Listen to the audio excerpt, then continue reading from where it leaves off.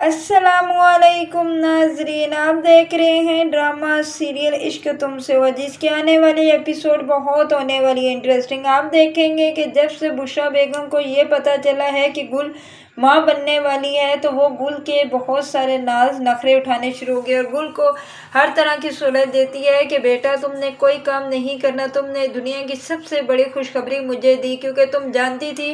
मैं अपने बेटे के बच्चों को देखने के लिए कितनी तरस रही थी। मुझे तो ऐसा लग रहा था कि जैसे शायद मैं ये खुशी देखने से पहले ही मर जाऊंगी, लेकिन तुमने मुझे ये खुशी दी है, इससे बढ़कर मेरे लिए और कुछ नहीं है। इसीलिए अब तुमने आज से कोई काम नहीं करना, बस तुम रेस्ट करो और जो भी तुम्हें कोई काम हो तो मुझे बताओ और या नौशी को बताओ। ये सुनकर गुल कहती है कि खाला जान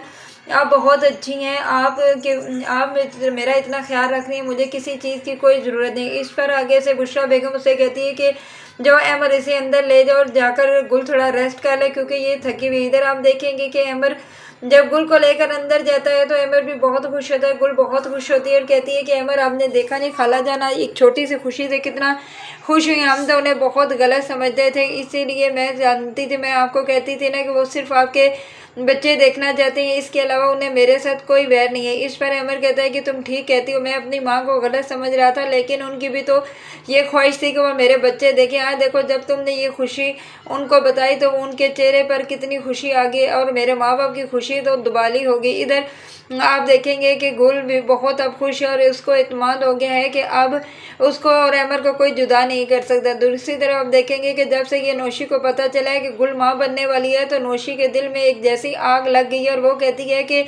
मैं गुल और अमर को कभी नहीं छोड़ूंगी, उन्होंने मुझे बर्बाद किया, क्योंकि जब तक गुल यहाँ से नहीं यही जा रही थी, अब तो वो अमर को बच्चा दे रही है, अब वो कहाँ अमर की ज़िंदगी से जाएगी, इसीलिए अब मैं इन्हें छोड़ूंगी नहीं। मुझे कुछ ऐसा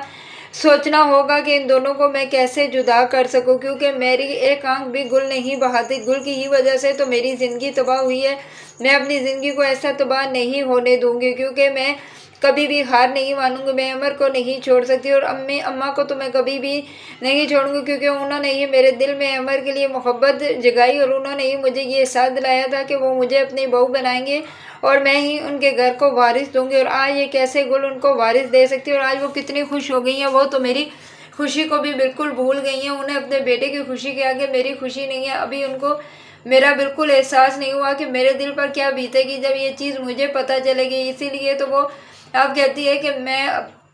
बुशरा अम्मा से भी बदला इस चीज़ का लूँगी, क्योंकि उन्होंने मेरी ज़िंदगी तबाह की। इधर आप देखेंगे कि बुशरा नौशी कहती है कि अब मैं एक मिनट के लिए सुकून से नहीं बैठूंगी, मुझे ऐसा कुछ सोचना चाहिए जिसकी वजह से मेरा इस घर में दोबारा राज हो जाए और मेरी शादी अमर के साथ किसी तरीके से हो जाए। अगर गुल को किसी तरीके से इसकी ज़िंदगी से निकाल दूँ तो शायद दोबारा अमर मुझसे शादी कर ले। ये सोच कर वो पागल हो रही होती है, सोच रही होती है कि कौन सा ऐसा कोई प्लान हो कि मैं उस पर अमल दरामद करूँ। दूसरी तरफ आप देखेंगे कि जब से पिंकी इनके पैसा और जेवरात लेकर उड़ी है, इन लोगों के तो होश ही उड़ गए, क्योंकि ये तो कोड़ी कोड़ी के मोहताज होकर रह गए हैं, जिसकी वजह से अब सुरैया का शोर भी उससे लड़ता है और वो नाराज़ होकर वहाँ से चला गया। इधर आप देखेंगे कि आखिरकार रईस ने नफीस को कह दिया कि हमें ये घर शायद खाली करना पड़े और हमें कुछ छोटा सा घर खरीदना पड़ेगा, क्योंकि आप जानते हैं कि अभी भी कारोबार में बहुत सारे पैसे की ज़रूरत है। अगर हम कारोबार में पैसा नहीं लगाएंगे तो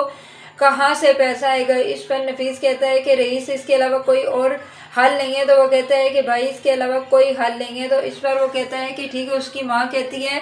पता नहीं हमें किसकी बदवा लग गई है कि हमारे घर में इतने बुरे हालात होंगे, अल्लाह पिंकी का बेड़ा गर्क करे जो हमारा सब ले उड़ी। इधर आप देखेंगे कि फातिमा को भी बहुत गुस्सा आता है जब सुरैया उसे कहती है कि जब से अम्मा तुम्हारी ये दोनों बहुएं आई हैं हमारे घर से, तो जैसे पैसा नाराज़ ही होकर चला गया है, क्योंकि जब तक मैं इस घर में थी तो पैसे की बरसात होती थी और जब से ये काली मुँह दोनों आई हैं हमारे घर से पैसा भागता जा रहा है। इस पर फातिमा कहती है कि ऐसी बातें मत करो, ये मत कहो कि तुम्हारी वजह से जब से मैं आई हूँ इस घर में पैसे की बरसात थी, लेकिन जब से तुम वापस आई हो हमारे घर से पैसा भागी जा रहा है। इस पर वहाँ पर रईस और नफीस बैठे हुए थे, वो कहते हैं कि अगर आप दोनों लड़ना बंद करें तो हमें कुछ सोचना चाहिए, घर के ऐसे हालात हैं, लेकिन आप दोनों का लड़ना बंद नहीं होता। इस पर फातिमा कहती है मैं क्या करूं, मेरे भी तो सारे करोड़ों के जेवरात है, वो भी वो पिंकी की पागल जैसी लड़की ले उड़ी, मैंने तो उस पर ये इतबार किया, मैं तो उसे बहन समझ रही थी, मुझे क्या पता वो वो तो आस्तीन का सामने निकलेगी। इस पर रईस उसे कहता है कि अब अपनी बकवास बंद करो, कौन सा तुमने मुझसे पूछा था उसको देते हुए कि मैं उसे जेवर दे रही हूँ। तुम तो मेरी बहन पर इल्ज़ाम लगाती थी ना, आज देखा मेरी बहन तो वहीं पे है, लेकिन चोर कौन निकला। इस पर फातिमा कहती है कि रईस तुम सही कह रहे हो, मुझे तो उस पर एतबार ही नहीं करना चाहिए था।